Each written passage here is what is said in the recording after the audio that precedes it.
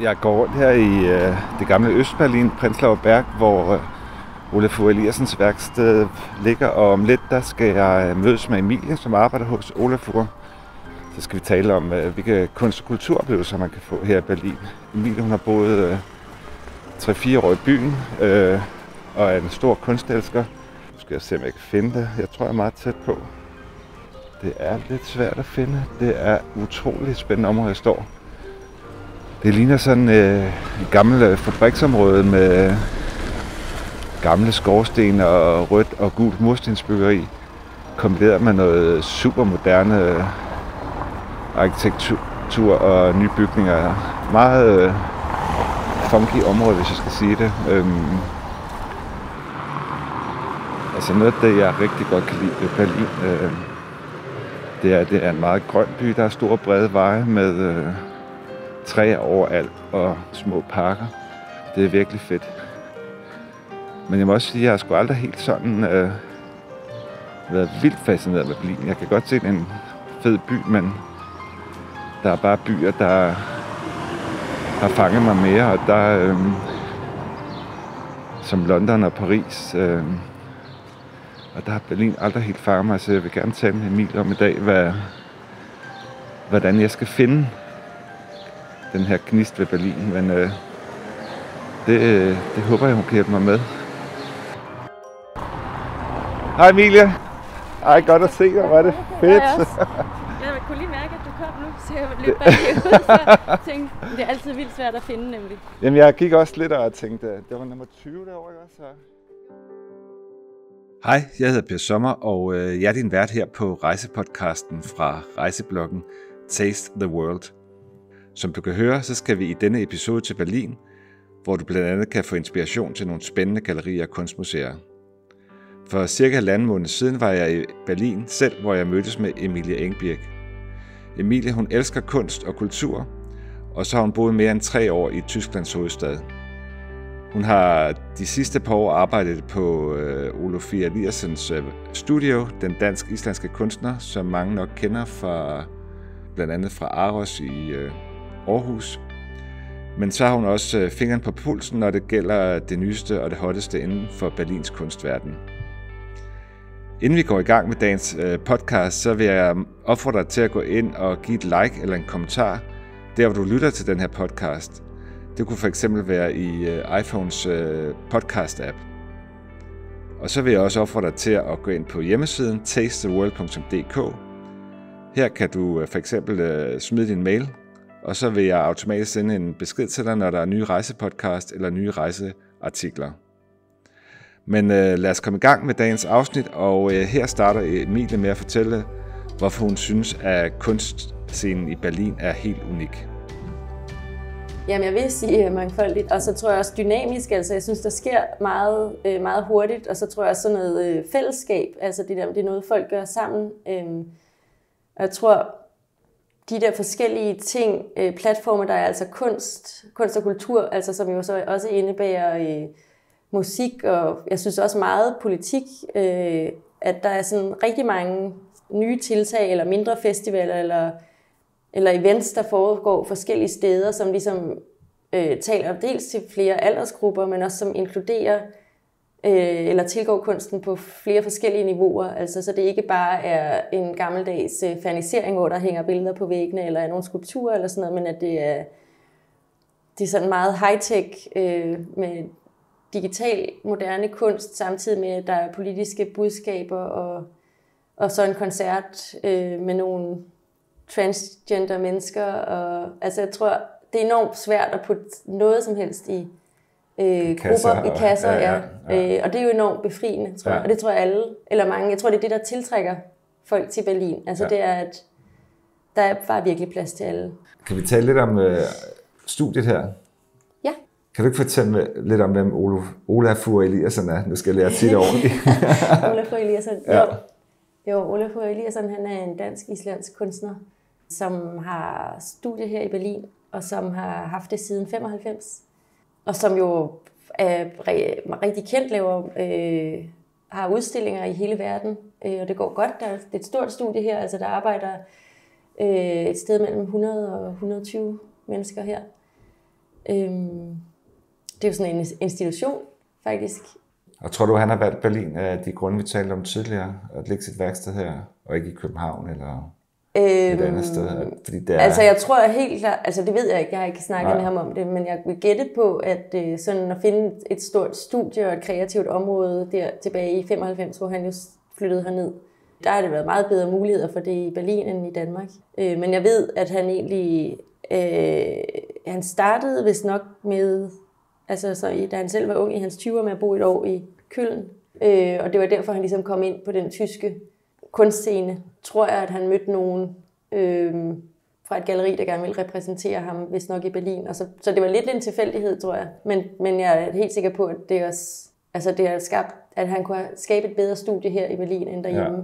Det er jo, vi har jo lige været rundt og se værksted. Ja. Det er ret imponerende. Det er et gammelt bryggeri, eller et gammelt produktionssal, eller et eller andet. Det er meget flotte bygninger her. Ja, det er det. Men det er et gammelt bryggeri. Altså, jeg mener, at det er indtil krigen, vist nok, og så har der været noget andet under DDR-tiden. Altså, det er jo det gamle Østberlin, det her. Og så tror jeg, at det stod tomt i en del år, og hvor at Olafur så lejede eller købte det i 90'erne. Ja. Nej, det er ikke rigtigt, hvad jeg siger nu, for det var jo faktisk efter år 2000 først, da han er flyttet ind her. Han havde først sit studie hen i Invalidenstrasse, som ikke er ret langt herfra. Ja. Men så da det ligesom blev for småt, så var det, de flyttede herover. Og Olafur Eliassen er jo kendt for mange ting. Det er måske ikke alle, der kender den, men kan du ikke? Der er jo Aros, som vi kender mange, godt begge to fra vores art. Ja, Aros kender vi jo i hvert fald begge to derhjemme. Your Rainbow Panorama. Ja. Og Sceneshuset i Vejle, hvad hedder det? Fjordenhus, jo. Ja. Huset i Vejle der, som åbnede sidste år. Så har han, altså sådan internationalt set, den mest kendte er måske den der The Weather Project, den store sol, han lavede på Tate i 2003. Og der er der lavede det der vandfald over i New York også? Ja, det er også rigtigt. Ja, det kommer lige i tanke om. Godt, du kan huske tingene, når jeg ikke kan. Så har han lavet lamperne i Operaen i København. Ja. Og Cirkelbroen, ikke også? Cirkelbroen også, jo. Han har faktisk lavet meget i København. Ja, det har han. Ja, så han er faktisk ret kendt, og i Danmark udstiller også på Luciana og på Arken. Og, ja, præcis. Altså der har været nogle af de der, som du selv nævnte tidligere, den der togtunnel, som der sikkert er mange, der kan huske på Arken. Og Luciana var der Riverbed for et par år siden, det her naturlandskab indenfor. Nu, det her værksted er jo ikke, eller studie er jo ikke offentligt tilgængeligt. Nej. Nu kommer jeg jo, jeg har ikke været her i det område før, men det er jo faktisk et ret fedt område bare at besøge. Og kan du ikke lige fortælle lidt om, hvor vi er henne i Berlin? Hvad er det for en bydel, det her? Jo, altså det her, det hedder Prenzlauer Berg. Vi ligger lige på grænsen til Mitte, og det her er... Ja, hvordan beskriver man det? Altså jeg vil nok lige umiddelbart sammenligne det mest med Østerbro, men måske også lidt Vesterbro. Men altså nu er Vesterbro jo også blevet meget pænere de sidste år, men altså det er sådan... Det er et pænt område og hyggeligt. Personligt synes jeg, der er sjovere, og hvis man vil ud og drikke nogle øl om aftenen, synes jeg, det er sjovere i Neukölln eller Kreuzberg. Altså der sker lidt mere. Heroppe der er måske flere børnefamilier, men samtidig er der også mere roligt og sådan lidt mere hyggeligt. Ja. Men er det her, man kan ikke sige, at kunstmiljøet er særligt centreret i et område, eller... Nej, det er spredt i hele byen. Det har jo nok også skiftet. Altså det tror jeg faktisk var rigtig meget i Prenzlauer Berg Mitte i starten der i 90'erne. Og sådan noget undergrundskunst, og hvordan det hele har udviklet sig. Nu tror jeg, at det er jo typisk unge, eller lige meget hvilken alder, altså kunstnere, der måske ikke har så mange penge og struggler lidt, at de bor jo typisk der, hvor det er billigst. Så det flytter jo lidt rundt med det, kan man sige. Så jeg tror, at der har været mange sådan kreative spaces, netop mere i Kreuzberg eller Neukölln, mere sydpå. Små sådan pop-up-gallerier og den slags ting. Inden for det mere kommercielle, så er det, der hedder Potsdamer Straße henne i Schöneberg, som tidligere var, altså det er det gamle Vestberlin, men det var sådan indtil for ikke ret lang tid siden, og stadig lidt, altså måske sammenlignet med Istedgade egentlig, altså sådan lidt råt område. Og det er pludselig inden for de sidste 5 år sådan blomstret op, og der var virkelig mange gallerier. Altså det væltede pibler frem med gallerier. Men det er jo sådan mere kommercielle gallerier, så det er jo men det er en sjov gade at gå ned af, fordi det er sådan blandet med sådan nogle sexbutikker og så gallerier. Altså, men det er jo selvfølgelig ikke de små kunstnere, der sådan kæmper. Men altså det der med de kunstneriske miljøer, der er bare, det er lidt over det hele. Okay. Ja. Og det er ikke flyttet ned til Kreuzberg og Neukölln, men der findes det sikkert også, eller hvad? Ja, altså, hvad tænker du på, gallerier eller bare eller kunstnermiljøerne? Jo, men det gør de meget. Ja. Altså, jeg tror, der er rigtig mange sådan nogle kunstnerkollektiver, eller folk, der har sådan et, så har de et eller andet open studio, hvor de sidder og arbejder sammen, eller sådan nogle coworking spaces og sådan noget. Jo, altså det har jeg egentlig mest indtryk af, at det er der, de er. Altså Kreuzberg og Neukölln. Ja.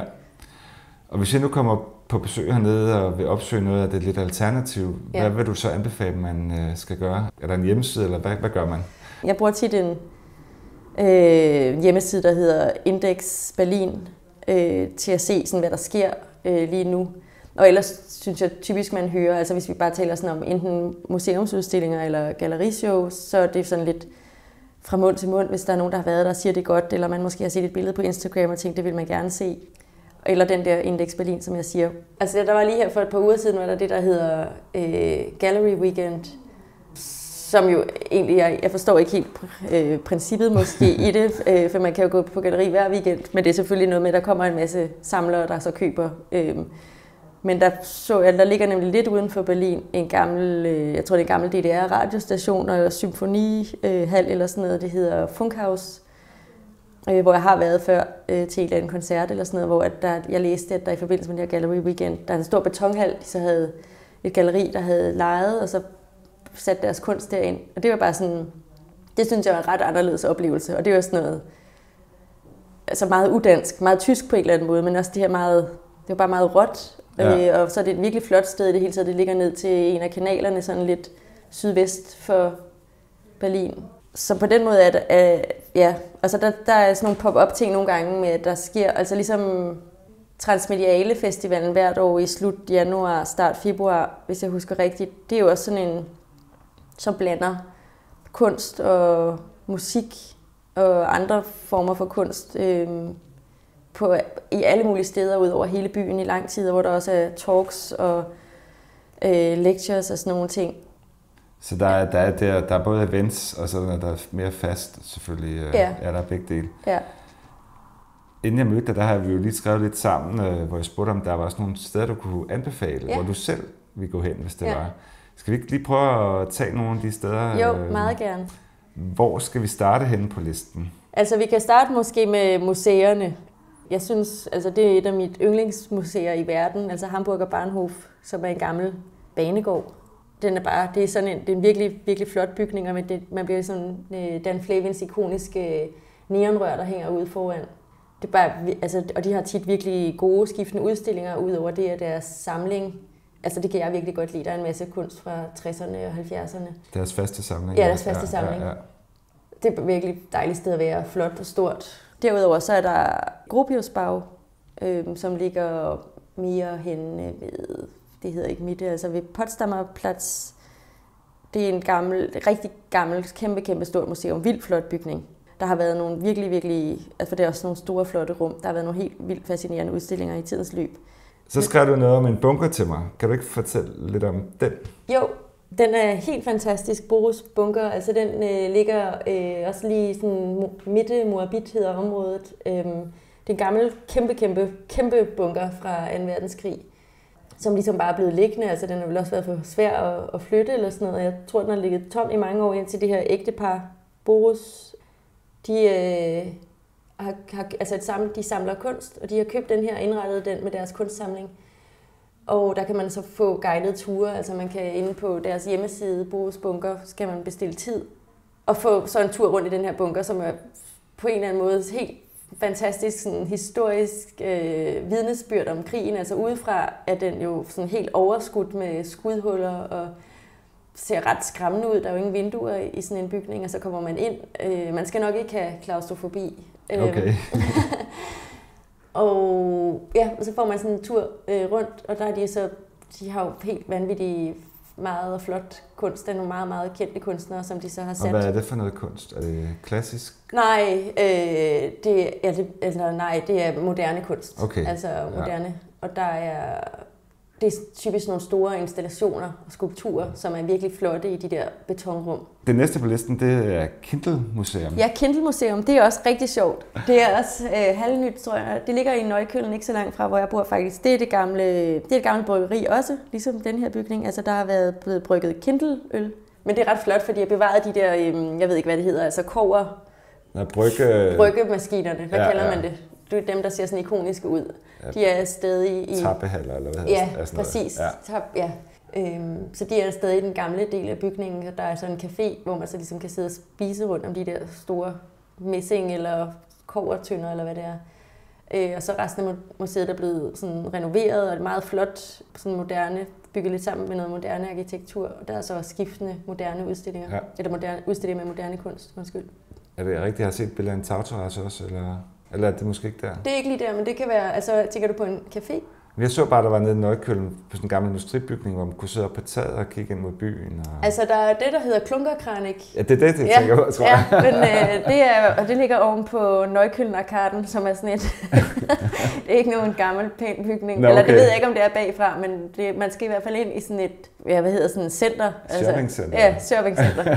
Men så skal man bare tage elevatoren helt op og gå igennem en til etage op igennem en parkeringsanlæg, og så kommer man op til Klunkerkranik, og det er rigtig flot. Og det kan du godt anbefale. Ja, det er dejligt, altså hvis det er godt vejr. Den næste, den glæder mig til at høre om, fordi den lyder bare ret specielt. Det er König-Galerie. Ja, König-Galerie, det er mit yndlingssted. Altså, det er en gammel kirke i brutalistisk arkitektur.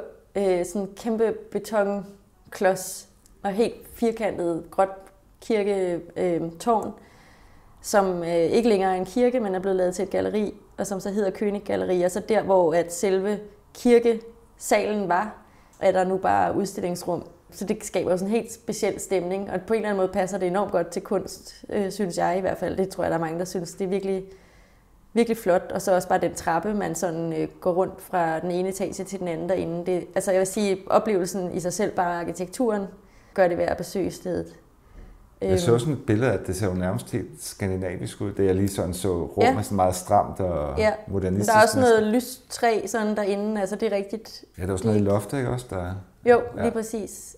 Jeg havde egentlig glemt at skrive på listen, som jeg også ville sige, som er lidt i samme stil med den. Det er Konrad Fischer Galleri, som er en gammel transformerstation, som han har lavet om. Den er virkelig, virkelig flot udefra. Altså den er ikke brutalistisk, men det er nærmere en bygning, der vil være 100 eller 120 år gammel, hvor man kan se trappen igennem vinduerne. Og der er lige nu en udstilling med Richard Long, som laver sådan noget landskabskunst med nogle store sten og sådan noget. Det ser ret flot ud. Det har jeg ikke selv set, men... Og det må jeg også ud at se. Ja. Den næste på listen er... Berlinische Galerie, som også ligger i Kreuzberg og ret tæt på König-Galerie, altså den her kirke. Og jeg tror, det er den parallelgaden eller sådan noget. De ligger meget tæt på hinanden. Og det er også et museum for moderne kunst. Og de har... både udstillinger med moderne kunst og sådan helt opkommende nye kunstnere, og så samtidig har de også sådan udstillinger med gammel kunst. De har nogle samlinger af noget tysk romantik og sådan noget, som jeg også egentlig synes er ret fint. Og jeg var der for et par måneder siden og se en udstilling med Novembergruppen, tror jeg også bare, man siger på dansk, men altså sådan noget tysk kunst fra 20'erne, som er en helt vildt spændende periode, især i Tyskland, men sådan noget med ekspressionisme, dadaisme og... Jeg kender ikke Novembergruppen. Hvem er det? Der er et navn, jeg især husker, men nu bliver jeg helt i tvivl, om hun er en del af den gruppe. Hun er i hvert fald en kunstner fra den periode. Han er Høg. Altså det er sådan, altså også vist sådan lidt futurisme, synes jeg, det ser lidt ud som om. Futurismen er måske lidt før, men det er sådan noget, der på en eller anden måde er noget lidt aggressivt over kunsten. Altså de laver sådan nogle, flere af dem sådan noget messingskulpturer, der på en gang er bløde og kantede. Men helt klart også noget med nogle meget stærke politiske undertoner, og i de her år var det jo netop også optrapningen til nazismen tog over igen, og så 2. verdenskrig kom. Og så har vi, nu skal jeg sige det rigtigt, Julia Stoschek. Ja, det tror jeg nok. Det må du heller ikke hænge mig op på. Hun er også en tysk samler, som har samling både her i Berlin og i Düsseldorf, og hun har et ret stort sted på Leipziger Straße i Berlin, som er virkelig flot, altså også for stedets skyld nærmest. Og med mange rum, altså det er også nærmest et lille museum, det koster også en indgang. Som det er offentligt tilgængeligt? Ja, det er det. men det er bare ikke gratis, som et galleri er, så det er sådan en slags... Men jamen, det er ligesom brugsbunker, det koster også penge. Ja, jeg var der i weekenden faktisk. Der er en masse videokunst. Jeg synes, hun har nogle seje ting. Så det er et sted, man godt kan holde øje med, hvad jeg har. Og det er sådan mere den progressive ende af skalaen? Ja, det vil jeg også sige. Helt sikkert. Ja. Inden vi fortsætter interviewet her med Emilie, så vil jeg bare gerne sige tak, fordi du lytter med i dag her på rejsepodcasten fra tastetheworld.dk. Som du kan høre, så har Emilie rigtig mange gode tips til steder, man skal besøge i Berlin. Derfor har jeg også samlet alle hendes anbefalinger på tastetheworld.dk, hvor du kan gå ind og kigge bagefter og få det samlede overblik. Og så vil jeg også opfordre dig til, nu du er på hjemmesiden og tilmelde dig nyhedsbrevet, så er du sikker på at få nyt hver gang, der kommer nyt på rejsebloggen. Men lad os nu vende tilbage til interviewet med Emilie, hvor vi fortsætter med at snakke om, hvor man skal spise henne i Berlin. Velbekomme. Mad. Jeg elsker mad. Du elsker mad. Jeg tænkte nok, jeg har vredet min hjerne. Hvor skal jeg gå hen og spise? Jeg har heldigvis skrevet nogle ting ned. Jeg tænker noget, jeg ved ikke, om du er vegetar eller veganer, det tror jeg ikke, du er, nogen af delene. Nej, men jeg kan godt lide maden. Ja, jeg er heller ingen af delene, men er meget inspireret af det. Og jeg tror, at Berlin er verdens største by, som er med så mange veganske muligheder, hvis man kan sige det på den måde. Jeg har mange venner, der er veganere, der er mange her på mit arbejde, der er det. Og der er rigtig mange restauranter, der kun har vegansk mad, og der er også nogen, og der er rigtig mange, der også bare, hvis det ikke er en vegansk eller vegetarisk restaurant, der bare har muligheden så. Altså jeg tror faktisk lige, at Tyskland som det første land, hvis nok i verden, sælger veganske, McDonald's sælger veganske burger her. Der er simpelthen et marked for det, det er ret sket. Men er der nogle steder, du kunne anbefale? Ja, jeg har nogle steder. Altså der er en rigtig, faktisk nogle af de veganske restauranter, der er en rigtig god restaurant, ikke så langt herfra, hvor vi sidder henne på noget, der hedder Kollwitzplatz i Prenzlauer Berg, som hedder Lucky League, som er en udelukkende vegansk restaurant med rigtig lækker mad. Og lige også tæt herved, altså der ligger en anden, også vegansk, som er sådan noget asiatisk vegansk, som hedder HUM. Den ligger hen ved Helmholtzplatz, også her i Prenzlauer Berg. Udover sådan veganske restauranter, altså nede, jeg kender flest i det område, jeg selv bor i, som i Neukölln og i Kreuzberg. Altså der er i hvert fald en rigtig populær, hvis man kan lide ramen, det har været populært i mange år nu. Japansk. Ja. Kokolo, som er en restaurant, der ligger også lige ved kanalen i Kreuzberg, ikke så langt fra, midt imellem Schönleinstraße og Cottbusser Tor hedder det, hvor det især sådan i weekenden er det helt, der kan være kø, altså for at komme ind, men der er en virkelig god stemning, og der er hyggeligt, og der er ikke særlig mange retter, altså der er 5-6 forskellige slags ramen, man kan få, og så nogle forretter, og så en øl eller en drink eller sådan. Så der er en anden restaurant, der hedder Kindi, som ikke er så gammel, den er kun godt et år. Altså også er de asiatisk, nu bliver jeg helt bange for at sige, altså hvad er det så? Det skal man jo vide, altså er det vietnamesisk, det tror jeg. Okay. Ja, nu bliver jeg faktisk helt i tvivl, når vi lige sidder og snakker om det, men det kan man jo også slå op, hvis det er. Og det er sådan lidt finere, altså det er ikke billigt. Men den ligger henne ved den Potsdamer Straße, som vi snakkede om før, altså henne, hvor der er mange gallerier. Så det er også henne i Vestberlin. Fint sted, og altså virkelig, virkelig lækker mad. Men lidt i den dyre ende. Så. Ja, det er jo den mere dyre ende, hvor det der kokolo, det er altså helt i den billige ende. Ja. Og så er der sådan altså det er jo også blevet derhjemme, ikke? Altså moderne med sådan noget koreansk, tror jeg, eller det har det jo været også i flere år. Jeg kan i hvert fald rigtig godt selv lide det.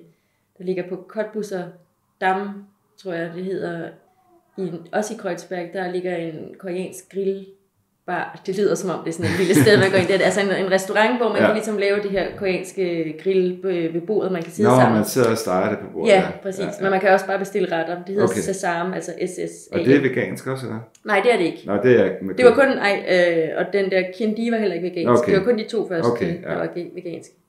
Og så er det lidt mere tyske ende, som også kan være sjovt. Altså der der er et par fyre, som jeg har fælles venner med, men de startede for, jeg tror også næsten det er 10 år siden nu, at de altså knyttel jo den her tyske spise, altså som er noget kogt kartoffelmos eller jeg tror man, jamen det er det vist nok lidt, altså en slags kogt kartoffelmos eller kogt brød, det tror jeg man kan lave på begge måder. Jeg tror nok at det er på kartoffelmos måden de laver det, og så med forskellige, så de laver de her kartoffelkugler, som man kan så få med bacon i, eller med ost, eller med svampe, eller spinat. Jeg tror, det er de 4, de har. Og det er jo sådan et helt vildt enkelt koncept, og så kan man få øl eller vin eller sådan noget til, og det er virkelig sådan et småt og hyggeligt sted, det der. Det er helt vildt populært. Og hvad hedder det? Det hedder Knødelwirtschaft. Og det er simpelthen, de bare bakset den der geschæft op, bare ved at sælge 4 forskellige slags kartoffelbolde. Og kan du lide det? Jeg kan rigtig godt lide det. Jeg var faktisk ret overrasket, fordi jeg kan huske engang netop som barn, at have fået knødel med mine forældre på en ferie i Tyskland, og havde svoret, at det skulle jeg aldrig igen. En anden ting, som der er mange, specielt når man er på besøg i Berlin, eller som turist, der er det, der hedder Markthalle 9, altså Markhal nummer 9, som ligger i Kreuzberg, som er netop meget ligesom torvehallerne, men måske lidt mere, fordi det er kun sådan pop-up, det er kun nogle gange. Så det kan man også tjekke, om det er åbent. Der er nogle gange breakfast market, hvor det så åbner om morgenen, og man kan gå rundt i sådan nogle boder og købe alt muligt forskellige mad, og der er også nogle gange, det er om aftenen. Så street food? Er det sådan nogle, street food. En masse street food boder. Okay, lige præcis. Så de kommer med nogle vogne? Eller? Ja, okay. Men der er også bare en god stemning og mange mennesker, men det er også, altså det er måske også noget, der er sådan, nogen der ikke gider, fordi i forhold til det der er street food, er det lidt peberet. Efter tyske forhold. Ja, efter tyske forhold, ja. Så som dansker bliver man ikke overrasket. Men det er også, der er nogle lækre ting, og det er hyggeligt. Og så en anden ting, jeg også vil sige, altså, så det er så igen også henne i Vestberlin. Altså der er en lang, stor gade, der hedder Kantstraße. Man kalder Chinatown, eller Berlins Chinatown. Og det er jo ikke, altså jeg ved ikke, town er måske så meget sagt, altså China Street, men altså det er ligesom kendt som stedet, hvor hvis man skal have kinesisk eller asiatisk mad, altså der er jo rigtig mange forskellige restauranter der med et godt udvalg. Altså kinesisk mad har måske lidt dårlig ry i Danmark. Ja. Er det bedre hernede? Ja, det synes jeg. Jeg i hvert fald selv. Jeg har også haft lidt svært ved selv at kunne lide det, men jeg har været på flere restauranter der i årenes løb og fået lækker mad. Jeg bruger altid den der en side, der hedder Stil in Berlin, som er en... Stil, altså STIL in Berlin. Ja. Som er en tysk blog. Nej, altså den er på engelsk. Det er en hjemmeside. En hjemmeside. Ja. Bare en pige, som skriver på engelsk om alle spisesteder i Berlin. Altså den er virkelig god. Ja, og der er flotte billeder, det er sådan virkelig indbydende. Altså man bliver sulten af at kigge på den. Og hun skriver også om nogle gange om nogle andre ting, der kan være oplevelser, som ikke har noget med mad at gøre. Jeg skal lige høre, de her restauranter, du nu nævner, hvad er kulturen hernede? Skal man bestille bord, inden man møder op? Eller ja, det synes jeg egentlig meget, man gør hernede. Især de her steder, jeg har nævnt, altså for de vil typisk være populære, især hvis man er her en weekend. Og hvor digitale er det hernede? Kan man gøre det? Der er de ret digitale. Så det er ligesom i København, man kan bygge et bord på deres hjemmesider som regel. Ja, og så, det er heldigvis ret nemt. Og hvad med drikkepenge? 10-15%. Ja, det gør man meget. Så det er mere normalt end i Danmark? Ja.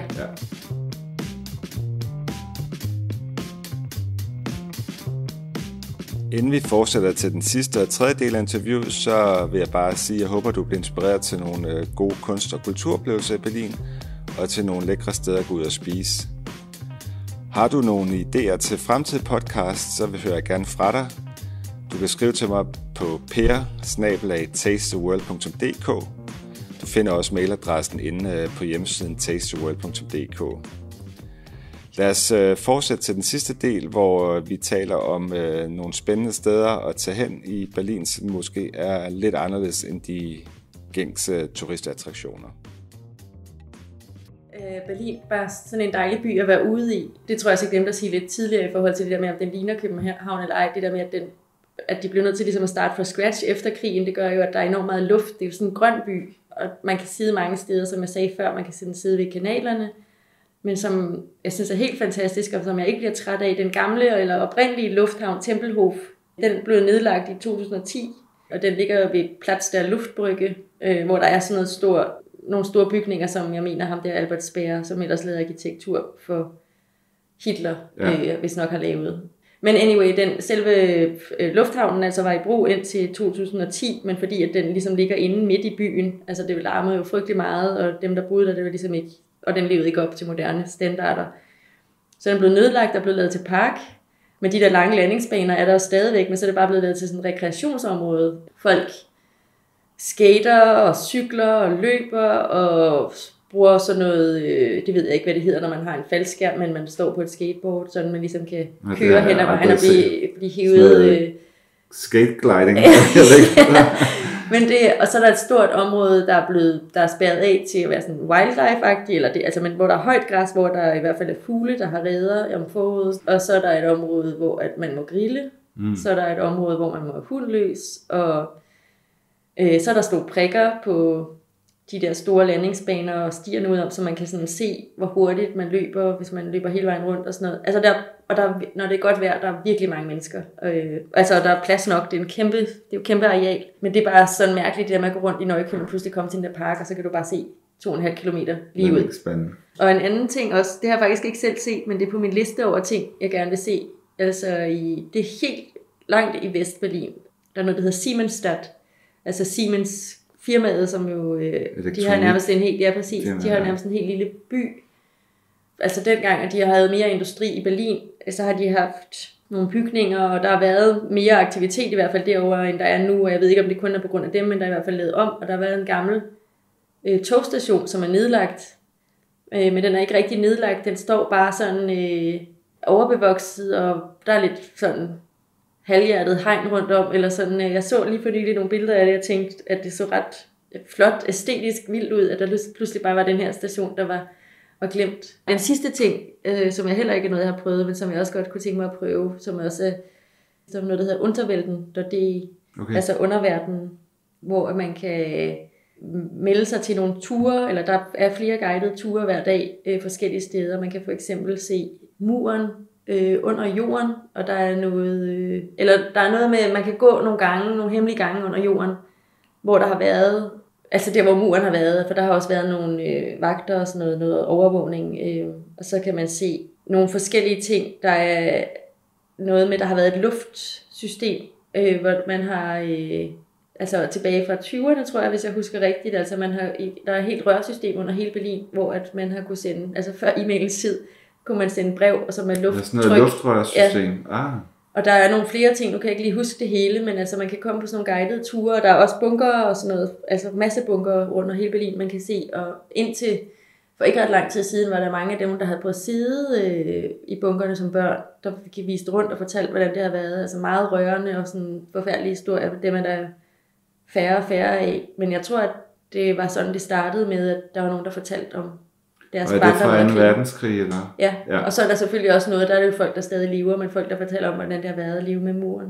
Okay, ja. Og man kan gå langs det, hvor muren har været under jorden og sådan noget. Og den sidste ting, nu bliver ved med at sige, den tredje sidste ting, en ting til, som er en attraktion, som heller ikke måske er den mest almindelige, altså det, der hedder Teufelsberg.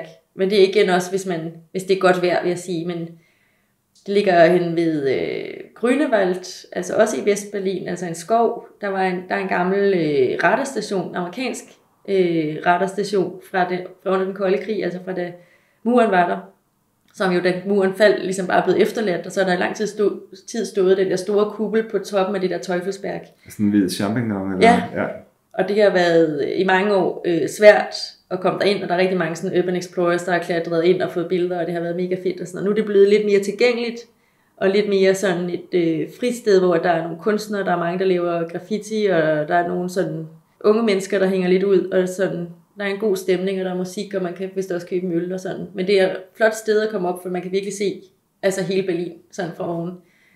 Og det er ude i naturen og i skoven, så er det også sjovt, altså det her med den her radarstation. Der ligesom, historien. Ja, historien. Men det er offentligt tilgængeligt nu, uden man skal klatre over det hegn. Ja. Men jeg tror, der er nogen, jeg ved ikke rigtig, om det er offentligt eller ej, men der er nogen selvautoriserede mennesker, der styrer noget med en låge. Så jeg ved ikke rigtig, hvad det er, man giver penge til ved døren der, men jeg er ikke sikker på, at det er noget byen vidner om. Okay. Tusind tak, Emilie. Det har virkelig været interessant. Og, jeg er glad for, at jeg måtte være med. Jeg synes, det var... Jeg håber, at jeg skal ud og se mange af de her ting. Nu skal jeg kun være 4 dage, men får lidt travlt, så må jeg komme tilbage igen. Det gode ved Berlin er, at det ligger jo ikke så langt væk. Præcis. Det er jo nemt at komme herned. Max en times flyvetur eller en bustur, så er man her. Men tak, fordi jeg måtte besøge dig og høre dine gode råd og tips.